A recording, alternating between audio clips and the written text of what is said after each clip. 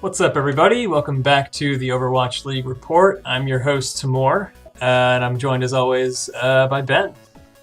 Hey, what's up? No show for Brian this week, yet again. He's completely missing. No one knows where he's at. Oh, wait, hold on. Oh, he just sent me a text. I'm in Mexico starting my own Overwatch League team, the Tijuana Tigres. There's a promising young Hanzo main named Chupi. All right, well, we'll keep you updated on that. But let's talk some Overwatch League. It was the stage playoffs last weekend, and it was a really interesting weekend. Yeah, it was a great weekend. The Titans got their first loss in approximately 36 years, so that's great. And halfway through the season, I can't believe it's already halfway done. It's flown by so fast. It's crazy. It really is. I'm gonna miss it when it's done. I'm already missing it. But let's go through some of the matches or at least some of the days. So I think the first day, Thursday, was actually I think the most interesting or the most surprising results. So we had first match was Shanghai versus San Francisco. San Francisco won 3-1. Shanghai actually had one map win, which was kind of surprising. And in the second match, Hangzhou played London, and Hangzhou beat London, last year's grand finals winner. So yeah, it was kind of surprising. What do you think? Yeah, so we have, for the first of all, a shock losing their first map to a non-Vancouver team in 2.5 months. And then right after what some people would consider an upset, a lot of people predicted London coming in would win this match. And London got pretty handily, just totally smashed. They were full held on the last 3 maps. And it was just not pretty. Multiple appropriately named C9s given their ownership. And the Spark came out and looked really good in that specific match for a team that barely kind of scraped into the playoffs here on the back of Chengdu losing a match they probably shouldn't have, and them beating Seoul in a match that I think that other people also thought was a little bit of an upset. So I think that Spark are showing that they deserve to be listed in these kind of second tier team conversations with teams like London and Dallas and the Gladiators and Seoul. So yeah, they've impressed me in that match, and I'm certainly excited to see what they do in stage 3. We finally got the spark that was promised. Coming into the season, everyone was saying the Spark are going to be insane. Everyone was saying, obviously, Vancouver is going to be the best expansion team, but everyone was putting Spark at the hard number 2 slot. And I personally dropped them down to number 3 because I believed in Paris, which was obviously a bad call on my part in hindsight. It hurts, man. It hurts. Yeah, I think a lot of people came in with big expectations for Spark. They had a really rough early stage 2. Their stage 1 was a little bit iffy, but I think they've finally found their footing. So. Yeah, and it's making for some really entertaining games. And like we mentioned, Shanghai got one map over San Francisco, which I think people were expecting San Francisco just perfect record. And what do you think contributed to that, and how can Shanghai kind of veer toward that more and get more wins especially over these top tier teams like San Francisco? Yeah, I think that this is a little bit interesting, especially because they also had just come off a match in Stage 2, Week 5 with the Shock, where their last match they played. It was a somewhat close match, but they did get 4-0 in that one. So for them to come in and get this first map win on Oasis, it definitely shows that they're not to be taken lightly as a team. However, I do think that the win kind of came off of them playing the Stoneberg Goats that they've kind of played a lot of. They've played a lot of kind of cheesy comp with Ding on Pharah. So like the way that Shanghai kind of puts together their composition, in my opinion, creates these kind of high variance situations where when you have a high tier team playing goats and then a slightly lower, if not moderately lower tier team playing kind of this cheesier version of goats with like these DPS heroes in there trying to get these free fluke picks. You kind of you close that gap where the gap might be wider when you look at just a regular goats mirror. So I think that it's not unsurprising that they were able to get a fluke map win off of the Shock. I do think that Shanghai is still a strong team. I'd probably rank them around like 8 or 9 spot right now, which is not nothing to sneeze at. But I don't particularly think they like dominated in any particular way over the Shock. It was just kind of a fluke win because of the way they build their composition. Right. And I think part of it is, you use the word cheesy to explain the comps. And, part of it is that. And I think Super mentioned last week when he was at the table with all of the announcers how he really hates Sombra and he finds that to be like a cheat, basically. But that's really what Overwatch as a game is about. You gotta now that we have goats, it's not as common for people to just mix things up and sort of beat the other team by being unexpected. But I think that's really what it's going to take to beat a team like San Francisco Shock, who is really good at what they do. But if you play these so-called cheesy characters, you have a better chance. And I think that's a really good point. So let's move on to Friday, which was a little bit less surprising, but New York upset LA Gladiators 3-0, and Dallas Fuel lost to Vancouver 0-3. And I feel like there's not too much to be said about this. These were kind of to be expected. I guess I was expecting Los Angeles Gladiators to have a little bit of a better performance, but it's NYXL, so yeah. Yeah, I mean, I came in expecting that match to be a little closer, but the Gladiators did come off. They did come off a loss to the Uprising, a pretty definitive loss to the Uprising, who then turned around and just like totally fumbled what should have been a pretty easy match against the Justice. So like, Gladiators are kind of coming in with that on their shoulders. But I mean, the Excel also were coming into this playoffs with 2 consecutive losses off of the Atlanta Reign on their shoulders. So definitely came in. The Excelsior were the ones who performed. They outperformed expectations, I would say, in my opinion, in terms of what people expect them to do in the playoffs, because they're a well-known team. They've been a well-known team since most of their players were on LW Blue back in Apex, to be kind of a team that plays really well and then chokes in the playoffs. So it was good. But I feel bad for the Fuel because they should, if there wasn't the division-based seeding system, then they would have ended up playing London instead, a London team who kind of came into this looking like a total mess. So they kind of got boned a little bit in the seeding and ended up playing Vancouver because they had a higher seed than the Spark. That would have been a really interesting match, Dallas versus London.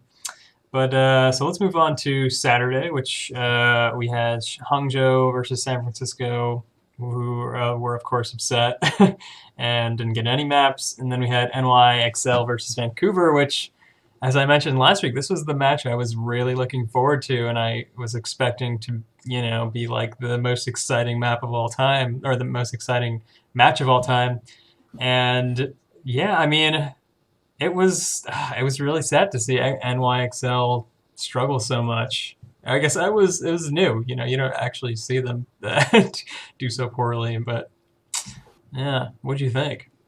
Yeah, I mean, I think they held their own as far as like perform. Like none of the maps were like super one sided. Like That's true. the match score at the end ended up being 4-1, but Mm, they like most of the maps except for Lijiang at the end, I think were relatively competitive. And just kind of came down to them being outplayed in the Goats mirror because that's what mm, Vancouver does against apparently every team except for San Francisco. So mm-hmm. yeah, I mean, it is interesting that last season the XL were like far and away the best team, and it was very difficult for any teams to even get close to touching them.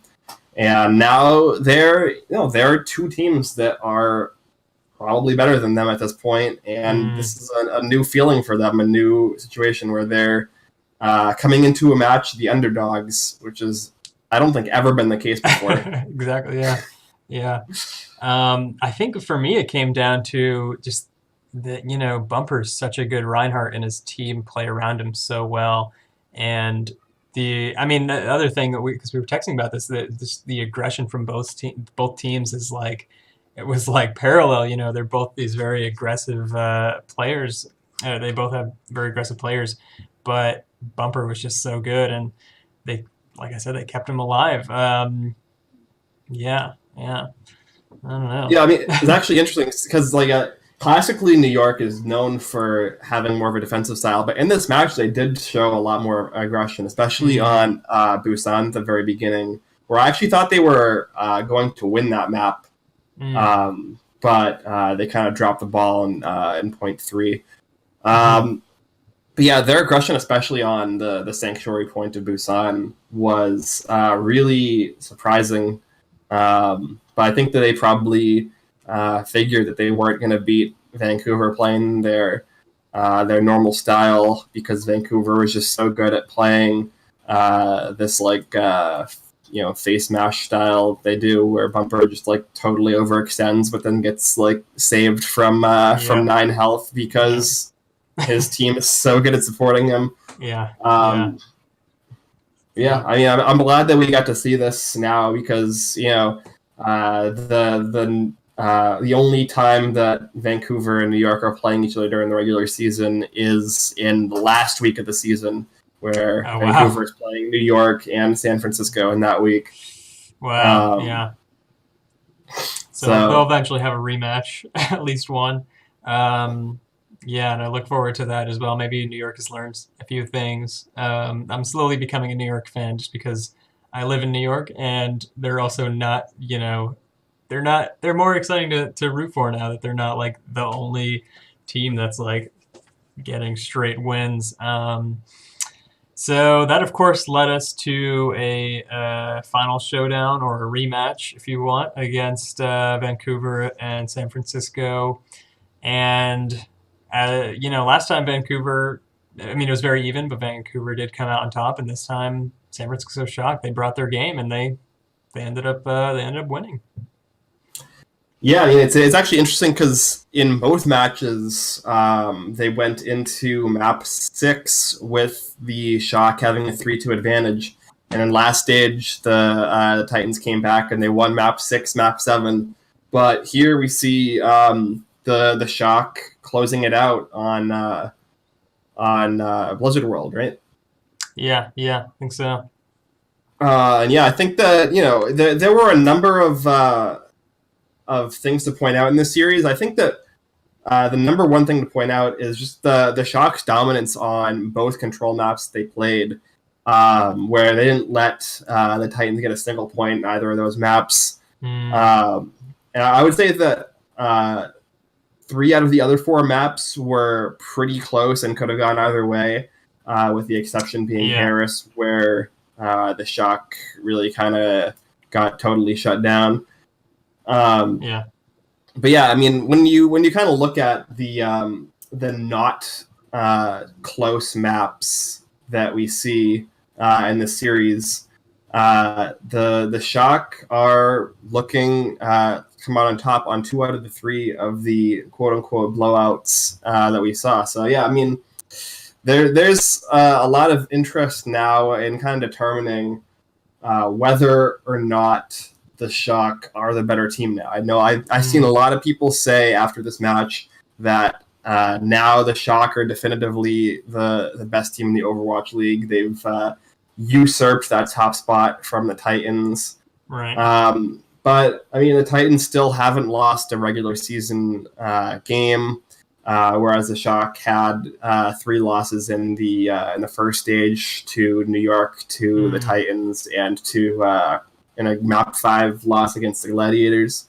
So it's kind of interesting to think, like, are the Shock now better than the Titans now? And also, are the Shock as a team overall within Overwatch League Season 2 a better team than the Titans overall in Overwatch League Season 2? I think the answer to the latter question is probably still no, or that the Titans are still a better team overall as far as like macro view of the season goes. But I think the first question is a lot more up in the air. So I'm curious to hear what you think after watching this match. Yeah, no, that's a really good question, and I think I agree with you as far as Titans still being the best team as a whole, just because they've been playing so long together, and each individual player is just so incredibly good. And there's, San Francisco Shock has their star players like Sinatra and Super. But yeah, it's so close, and I mean, the thing that it's exciting that we finally have like these rivals. These are like setting, season two, what's it, season 2 or 3 or whatever, 2019's like tone for like these are your top 2 rivals. Perhaps they'll be in the finals, the grand finals, and yeah, it just feels very like a healthy competition in a way. As far as the matches, yeah, I mean they were just so close so many times, but it felt like there were times where the Titans would make it the tiniest mistake where that would lose them the map because everything was just so dead even. Like even on Gibraltar, and the last match, it was like San Francisco didn't quite make it to the first point, and as soon as Titans lost a player, they had to reset, and then it was impossible for them to hold for a certain amount of time all the way, like at where San Francisco Shock left off. So it was like those little tiny things where it's like, you obviously have to reset to play and to really have a chance, but it's like at that point you've really like lost the map. And there were just so many little things like that where San Francisco was so good at chasing them and really taking advantage of those little tiny mistakes. Yeah, it was a really fun game, honestly. I think these two teams are the best in the league at doing what you said of like finding these tiny little mistakes and just like forcing this like window open based off of those mistakes. We've seen the Titans also do this a lot in several of their matches, especially recently.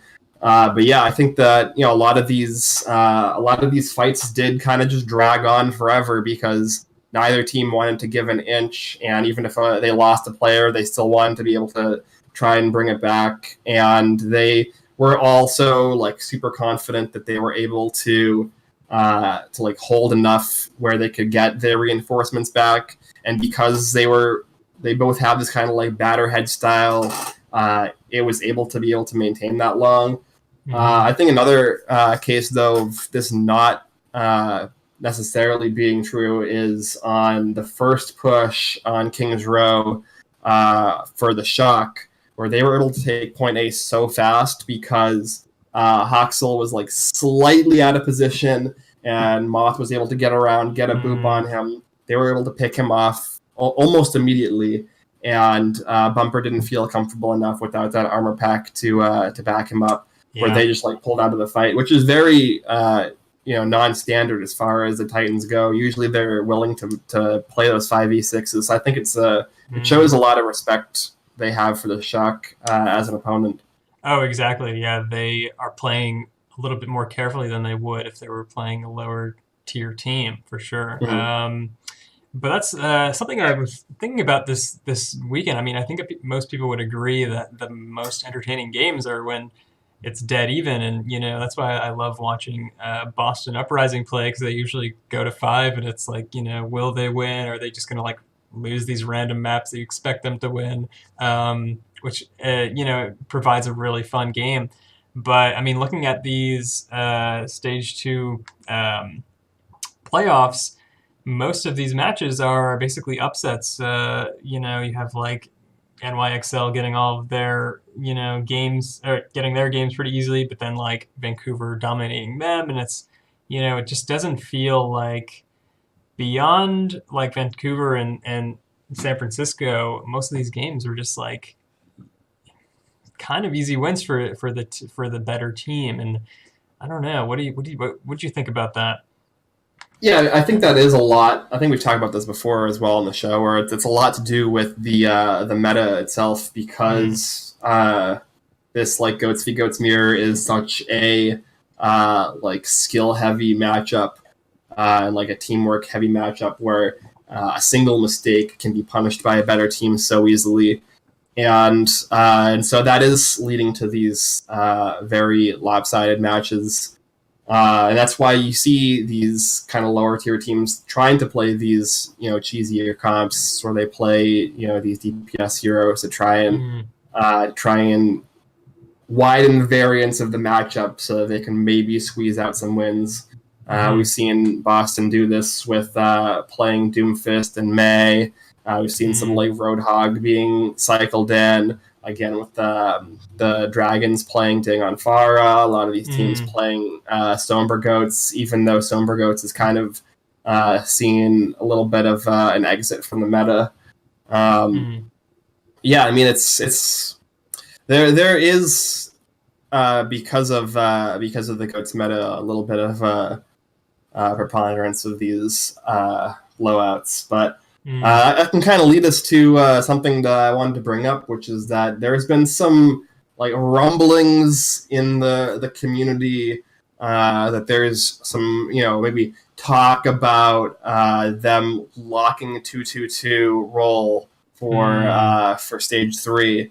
This has not really been confirmed by mm. any real sources. It's just kind of something that a lot of people are like hearing in the ether of the of the community Yeah, on a yeah. greater I scale. think So that's really honestly a really good idea.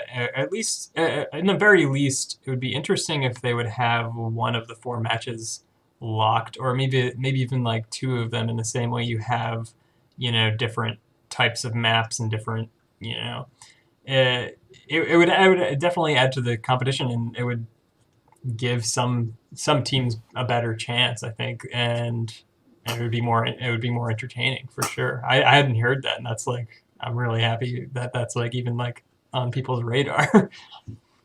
yeah, um, I mean it's certainly something that's been like kind of bandied about since the start of the season, where mm, we've had this really kind of intrusive goats meta mm, uh, that's you know many people find uninteresting to watch after like at a certain point it becomes like solved, and there has been mm, some shifts in the way things play out in terms of like alt trading, but yeah, like yeah, I mean in terms of like graph bomb has become less prevalent and people are bombing defensively to counter the opponent's grav more so than to combo with their own grav, because then many right, times the grav is being countered by trance anyways, so you're just throwing an extra ult in for nothing.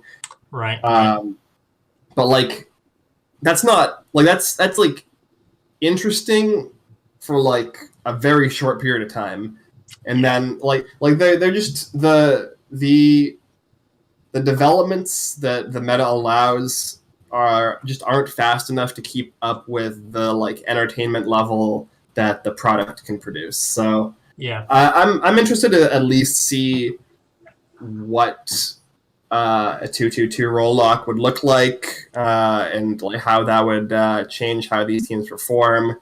It is kind of not super great in terms of like if teams are predicting a certain meta to be consistent all the way through, then they have to kind of adjust their rosters to support this new rule change. Hmm. That's not super great, but I mean, you could also say the same thing about a patch that nerfs a hero into the ground that's like seen, and like if Diva got nerfed into the ground to the point where she wasn't a playable character anymore, which would Yeah. take a lot. I Get rid think of her that defense. What's defense matrix? You yeah, even with the should be defense a matrix pretty. nerf, yeah, Yeah. yeah, Yeah. I like don't they would know. basically they would have to like they'd have to put defense matrix charge at like zero point 0.5 seconds and then like lower the booster length and like there are Yeah. so many things they would have to do to Diva to make her unplayable. Right. But like just as an example, obviously, like Yeah. because Yeah. like just to compare what a 2-2-2 roll lock rule change would do to the way teams have to approach setting rosters. So I mean, it's not an unprecedented thing they could do, Hmm. and it would definitely make the matches more intriguing, at least in the short term. Yeah. Totally. So Yeah. I I'm mean, not against it. to me, like the ultimate fix is add like 3 or 4 tanks and 3 or 4 healers, but obviously that's going to take years, and people want more DPS heroes. But Mm-hmm. non-pros, like everyday people who play the game like us, you know, we want cool characters, not just like people, not characters to just fit, this pro uh, mechanic. But yeah, that's really interesting. I'm hoping that does become a thing, or at least they play with it for like a stage, and we kind of see what happens with these the standings. Is there anything else you want to talk about this week? Oh, I think another thing I thought was pretty cool about this weekend was there was a pretty the ratings on Twitch were pretty much like around 200K the whole weekend. So it's really like it is getting more and more attention, which I think is really cool. Yeah. Yeah, I mean, there's a lot of people, Overwatch is a dead game, lol, but like, it's The pulling Fortnite these, kids. pretty crazy numbers. It's Yeah. on network television. Like, I mean, Yep. Yep. obviously, like if you look at, that the you can argue that the way that they scheduled the stage two finals, for instance, on ABC, wasn't super well thought out Mm. because they were only able to show the first 4 maps, I believe, Mm. uh, before they had to cut for the Game 7 of the Yeah. NBA. Yeah. But I mean, it's definitely a good step in the right direction to getting esports more mainstream coverage. Yeah, it's like a So gateway drug, if you will. yeah. But yeah, other than that, I think that's everything for me. Is there anything else that you want to cover? No, I mean, got All Star weekend. It's not a weekend, It's not but even. It's not like a uh, Wednesday. Wednesday and Thursday. Something talking about strange decisions as far as uh, broadcasting goes. They're showing the Wednesday stuff on ESPN2, but the Hmm. Wednesday stuff is like the talent takedown and like the start of the Yeah. Widowmaker duel uh, Oh my like God. challenge thing, and not the actual All Star game on Thursday. So it's very strange that the decisions they're making as to what is going to be shown on television, and like Yeah. how and for how long and how the scheduling kind of phases in. Yeah. But this is kind of like the first foray into real like televised esports at this level. So Yeah, it feels like they might have an image for what they want Overwatch League to be, and this I guess fits it a little more with Talent Takedown. If I'm not mistaken, that's the one where like the hosts all yeah, like the play. casters So and maybe the they people maybe on they the think desk. Yeah, maybe Yeah. they think that'll be a little bit more entertaining, or at least like, people who don't play the game will be like, "Oh, what's this? This looks like playable." Hmm. In comparison to like just the pros like destroying each other. And I've showed the game before to people, and they've been like, "I don't know what's happening. I'm like dizzy because it's they're not used to like seeing people play with a mouse and be so like good at it." So maybe this is like a good way to, like I said, like a gateway drug for like a bigger mainstream audience. But it also is very strange that they're not like showing the best players in the world play. Yeah. Yeah. Speaking of that, though, like there is an argument for like that would be the argument for maintaining the goats meta, in my opinion, is Mm, because I think that goats is incredibly watchable and like easy to follow from a surface level for a new viewer yeah. because it's so like alt economy based and a lot of the things come a lot of the points come down to team fights, which is very easy to digest versus like these kind of like small skirmishes or like people trying to get like flanks and pick off people on the side with DPS characters or snipers, which is a little bit more difficult to track. With goats, you have one horde of a team and another horde of a team, and they're just kind of going and Yeah. you're seeing the numbers go up and down, which is very easy to track. So I Yeah. mean, It's less random, which I think, as like an Overwatch player, you don't necessarily want to watch all the time, but it is still very intricate, and you have to appreciate it for that reason, where it's down to just, even sometimes down to just like little animations of like ults mhm. and things like that. Um, but yeah, I'm looking forward to this. I think the the what's it called, the All Stars is going to be really fun. Yeah. Yeah. Yeah, I'm excited for All Stars. I'm excited for we got a little bit of a 3 week break here, so I can take a breather. I Yep. can take naps on the weekend. Yeah, yeah. I can Hopefully, go outside. I've heard that's nice. right Uh, now that the weather is getting good, yeah, yeah. hopefully we'll be able to find Brian and see what's going on with his own Overwatch League team, Tijuana Tigres. But yeah, I think that's it for this week. Make sure you like, subscribe, leave a comment. We read all of the comments on these, and yeah, we're everywhere. We stream on Twitch, we stream on YouTube. Um, we have a Discord, we have a blog, really good writing there from Brian. And oh yeah, make sure to follow Ben on Twitter at Ben Sharon.